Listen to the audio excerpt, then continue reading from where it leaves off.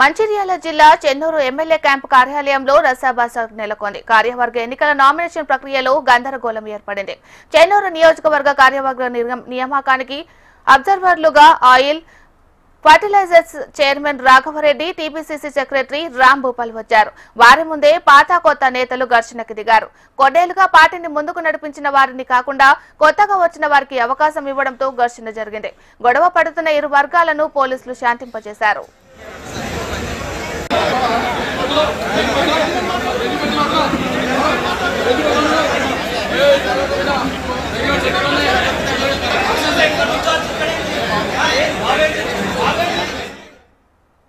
మంచిర్యాల జిల్లా Chennur MLA camp కార్యాలయంలో రసాబస నెలకొంది. మరి ఇదే అంశానికి సంబంధించి మరింత సమాచారాన్ని మా ప్రతినిధి గోపాలకృష్ణ అందిస్తారు. గోపాలకృష్ణ, చెన్నూరు నియోజకవర్గానికి సంబంధించి గ్రామ శాఖ నుంచి అలాగే చెన్నూరు నియోజకవర్గ అధ్యక్షుడు వరకు ఇది ఉండాల్సినటువంటి పదవుల విషయంలో అక్కడికి పార్టీకి సంబంధించినటువంటి పెద్దలు వచ్చారు. కార్యవర్గాన్ని ఎన్నికలు నిర్వహించి నిలిచేందుకు నామినేషన్ ప్రక్రియ కొనసాగింది. ఈ నేపథ్యంలో అబ్జర్వర్ గా హైదరాబాద్ నుంచి అధిష్టానం ఇచ్చినటువంటి ఫర్టిలైజర్ చైర్మన్ రాఘవరెడ్డి సహా ఇంకా కొంతమంది ఇచ్చారు.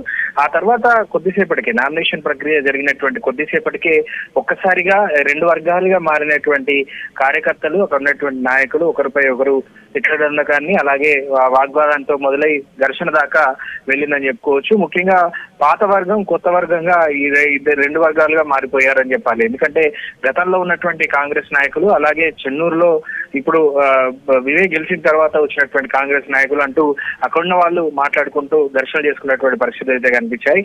మొత్తానికి పదవుల విషయంలో కొత్త వారికి న్యాయం జరుగుతోంది, మొదటి నుంచి కాంగ్రెస్ నమ్ముకుని ఉన్న వారికి అన్యాయం జరుగుతుందనేటువంటి ఒక ఆవేదన అక్కడ ఉన్న వారిలో కనిపించిందని చెప్పాలి. ఈ నేపథ్యంలోనే టీసీసీ సెక్రటరీ రాంభూపాల్ కి అక్కడ ఉన్నటువంటి నాయకులు ఫిర్యాదులు చేశారు. వారి వాదనంతా కూడా విన్నారు పార్టీ నుంచి వచ్చినటువంటి అబ్జర్వర్లు. సో ఖచ్చితంగా కొత్త వారికి కాదు పాత వారికి కూడా న్యాయం చేస్తాం అనేటువంటి విషయాన్ని అయితే వారు చెప్పారు. మొదటి నుంచి పార్టీకి నమ్ముకొని పార్టీలో పనిచేస్తున్నటువంటి వ్యక్తులకే అత్యధిక ప్రాధాన్యత ఉంటుంది అనేటువంటి విషయాన్ని వాళ్ళకు వివరించే ప్రయత్నం చేశారు. Right, thank you Gopalakrishna.